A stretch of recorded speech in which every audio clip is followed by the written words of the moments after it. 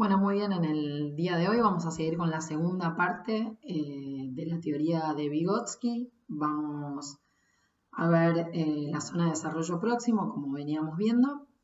Nos habíamos quedado en este interjuego entre lo social, lo externo, lo de afuera y lo de adentro del sujeto, cómo hacía para empezar a constituirse subjetivamente, y vimos que acá había un interjuego de relaciones entre lo externo y lo interno.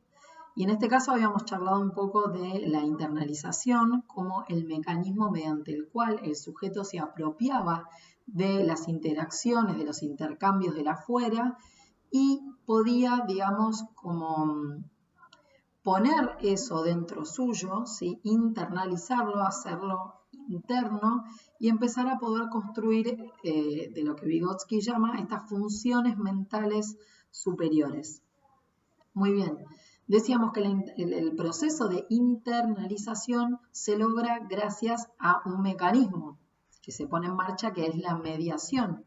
La mediación es la utilización de mediadores, ¿sí? Los mediadores puede ser una herramienta concreta. Habíamos charlado que nuestro mediador simbólico en nuestra cultura es el lenguaje, por excelencia, nuestra herramienta principal, y que bueno, cuando nace el bebé o el niño y está jugando, por ejemplo, una de las herramientas que Vygotsky analiza cuando empieza sus investigaciones, también lo hace después Piaget, pero es, por ejemplo, el ejemplo de la sabanita o del nudito para acordarse de algo, digamos, todas cuestiones externas como objetos externos que darían cuenta de que se pueden utilizar para llevar a cabo un proceso de mayor complejidad. ¿Sí? Se comienza con esto de lo concreto, de primero poder ver en lo concreto, en lo externo, en el afuera,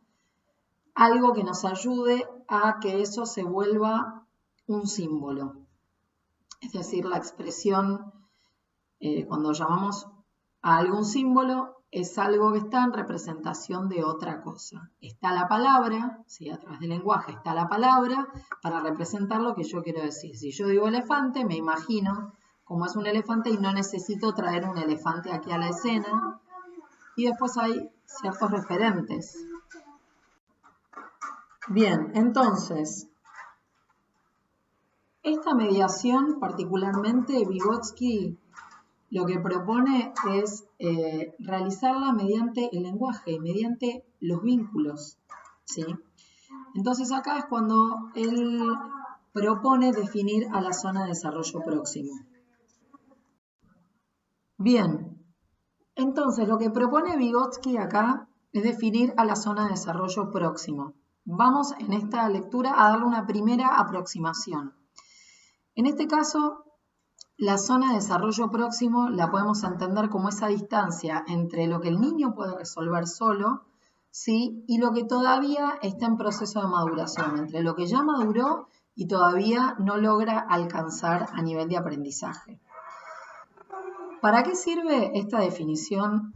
Primero que sirve para no dar por sentado el hecho de que hay un techo, digamos, a nivel cognitivo, sino que el aprendizaje siempre se puede profundizar y no subestimar a los niños, a los adultos, a las personas. Y segundo, que nos da una herramienta y prueba que la interacción social con un otro, ya sea... Bien, entonces, con esta zona de desarrollo próximo se trató, digamos, de lidiar con aquello que el niño no puede, pero que con ayuda social, con ayuda de un otro, ¿sí?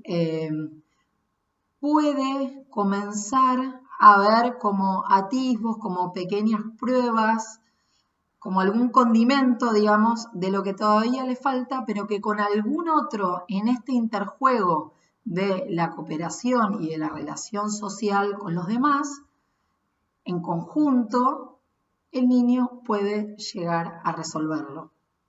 Entonces, esto es lo importante, ¿no?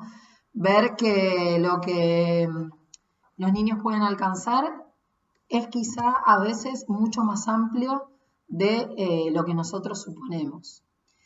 Bien, pero claramente en la docencia se trabaja teniendo, digamos, en vistas a futuro con esta zona de desarrollo próximo, tratando, digamos, de vincular al niño para que complejice su cognición con otros, ¿sí? Así, de esta manera podemos tomar a Vygotsky. Y también viendo que la relación entre aprendizaje y desarrollo se complementan, ¿sí? Es decir, son procesos distintos, pero están claramente relacionados. ¿De qué manera? Porque influyen uno sobre otro. Uno es la motivación del otro. Necesitamos de la maduración biológica como puntapié inicial del sujeto para que pueda aprender, pero a la vez el aprendizaje es un estímulo muy fuerte a nivel cognitivo para que también otras cuestiones vayan madurando de forma más rápida, ¿sí? Es claro que cuando hablamos de nivel evolutivo real, estamos hablando de cuáles son los problemas que el niño puede resolver por sí solo, ¿sí?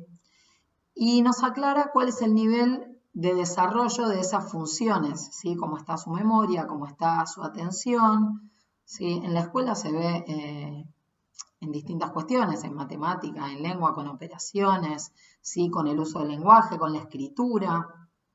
Piensen ustedes cómo se vería el nivel evolutivo real, ¿sí? Dentro de lo que es la educación física. A partir de qué logros, ¿sí? Evolutivos. A mí se me ocurren algunos, pero estaría bueno que nos encontráramos en foros y que aclaremos y podamos dar algunas respuestas a esta pregunta. Bien, obviamente esta zona de desarrollo próximo, que es la distancia entre el nivel real de desarrollo, lo que el niño puede cumplir y lo que todavía no ha alcanzado en forma independiente, pero sí con la ayuda de otros, ¿sí? Digamos, da cuenta de estas funciones que todavía no han madurado, pero que están en proceso de maduración. Y bueno, aclara que, digamos, los autores aquí aclaran que se necesita obviamente de lo concreto y se necesita y también se puede, el sujeto se puede valer de la imitación, ¿sí? Para poder comenzar, digamos, a lograr el desarrollo de estas funciones psíquicas superiores. Bien.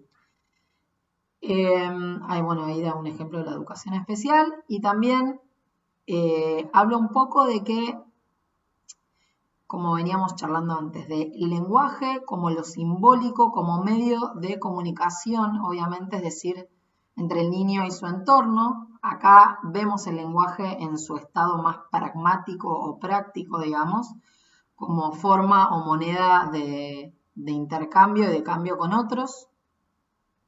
Pero más tarde, cuando ese lenguaje no es nada más para demandar, para pedir a otros, ¿sí? Lo que hace es que ese lenguaje, desde lo social, desde esos intercambios, desde esas demandas, desde lo práctico, quiero esto otro, denominar objetos, pasa a convertirse en un lenguaje interno, un lenguaje que yo tengo conmigo mismo.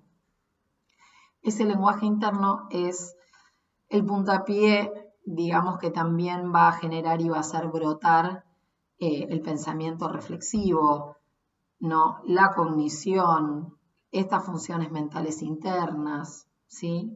Pero bueno, es importante saber que es desde la comunicación y desde la estimulación con los otros que surge esto.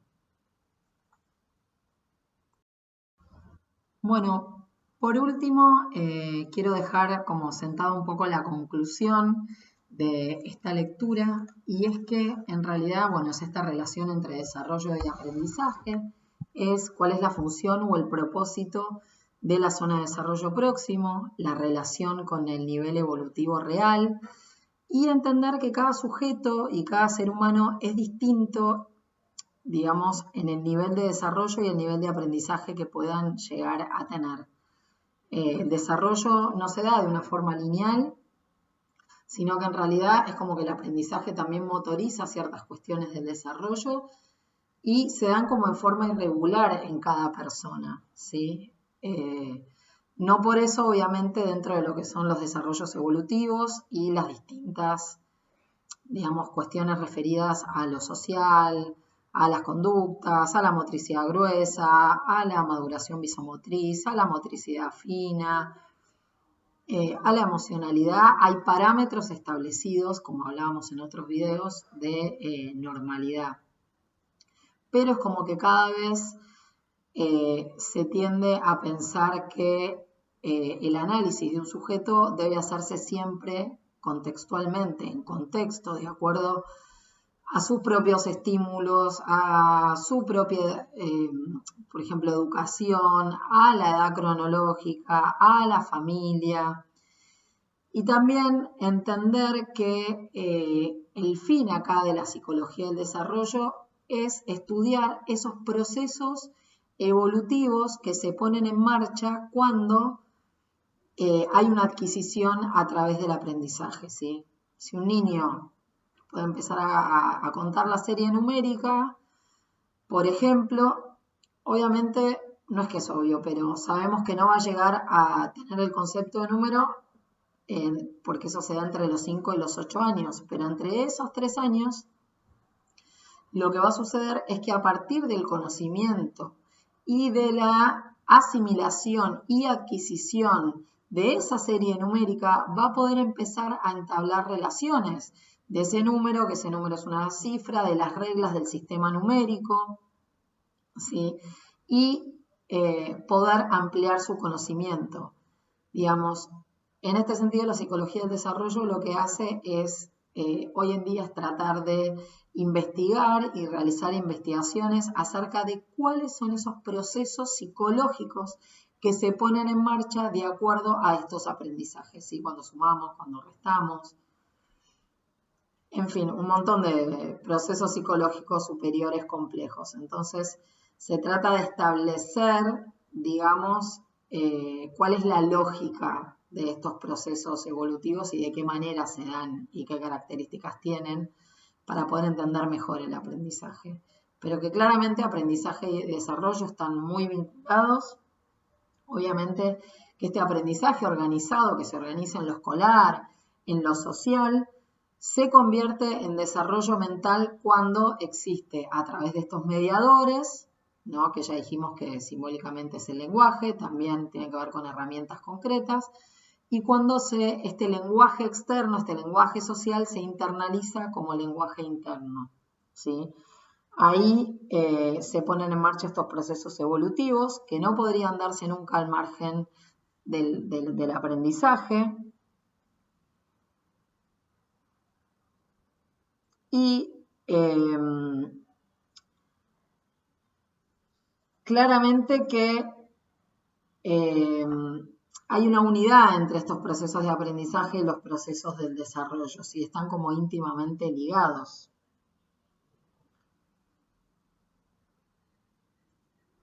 Muy bien. Bueno, nada, este es un pequeño video para que sigamos investigando en la unidad 2 todo lo correspondiente a Vygotsky, a la zona de desarrollo próximo y al aprendizaje. Bueno, nos vemos por ahí.